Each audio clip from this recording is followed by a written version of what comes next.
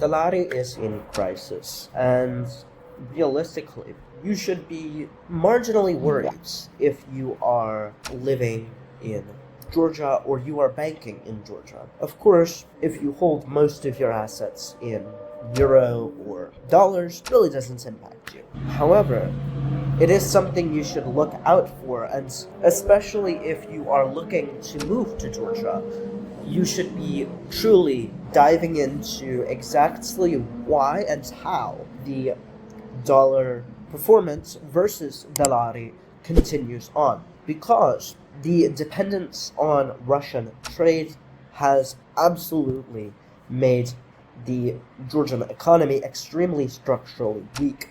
And with Russia increasingly having economic problems, they cannot afford the same level of support, let's say, for Georgia, and they cannot buy as much in products.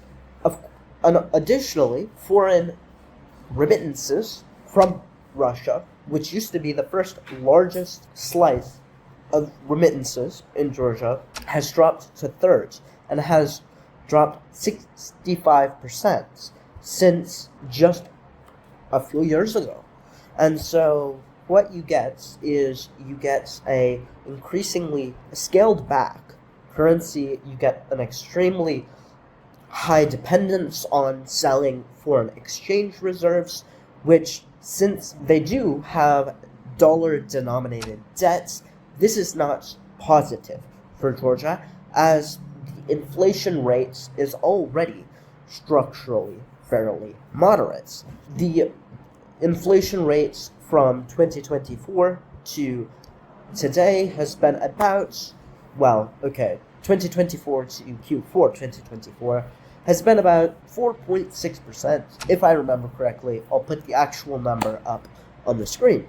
However, what that means is there is an increasing amount of lack for just about every single indicator that would support the lari going down against the dollar and becoming weaker against the dollar. And so, while the dollar is actually doing fairly well, which is a miracle in and of itself, but I'll go over why the US dollar is doing so well right now on the DXY index, and how realistically mainstream finance channels are getting it wrong. But the thing is, a lot of the structural issues seen by Georgia have played out in other countries as well. Half of Georgia's parliament is sanctioned by the United States and is sanctioned by the EU for human rights abuses. And so what you get is around a few hundred government officials that are sanctioned by the EU, that are sanctioned by the US, which creates a knock-on effect of lower trust in investments, poor optics for people who are looking to buy real estate, buy businesses, and increasingly Russia, which would have typically picked up the slack, is destroying itself economically. After Ukraine started bombing Russian oil refineries, the Russian economy has been slowing down. And we see this often. Of course, when I visit Georgia, I see the structural cracks happening every single day. And right now, there are protests, there are riots in front of the president's palace. And so, essentially, what is happening is a slew of things that are creating downwards pressure on the lari, and additionally, they're creating so much problems for people, especially normal Georgians, who are just trying to live their life.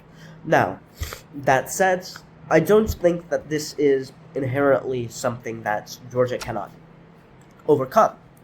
And I think that especially if there is more irregularity in terms of how people vote in, how people obviously spend their time, that will be beneficial. And invariably, if there is less unemployment, Georgia will become a lot better off than it is now.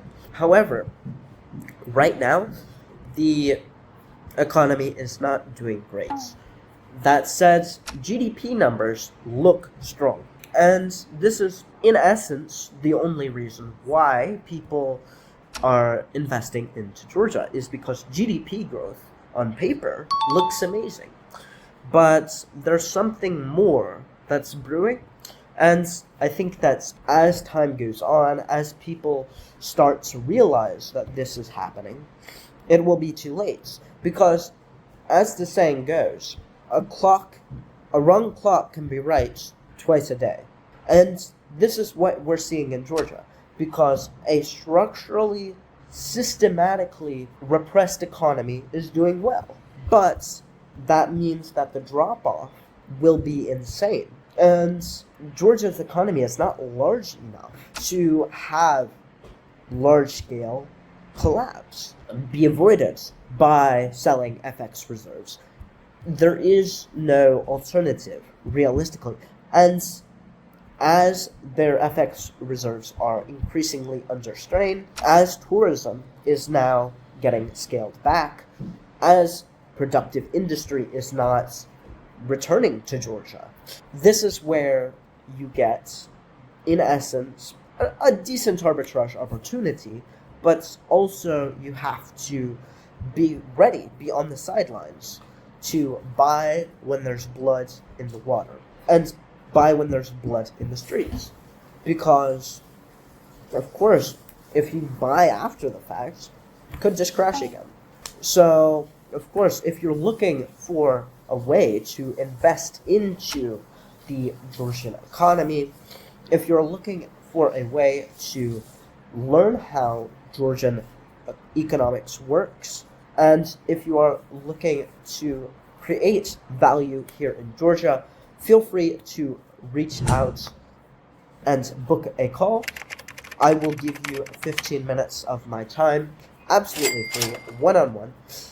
And if you are looking for a way to support this channel, feel free to subscribe. If you like this video, feel free to like it. If you really liked this video, feel free to share it with your friends.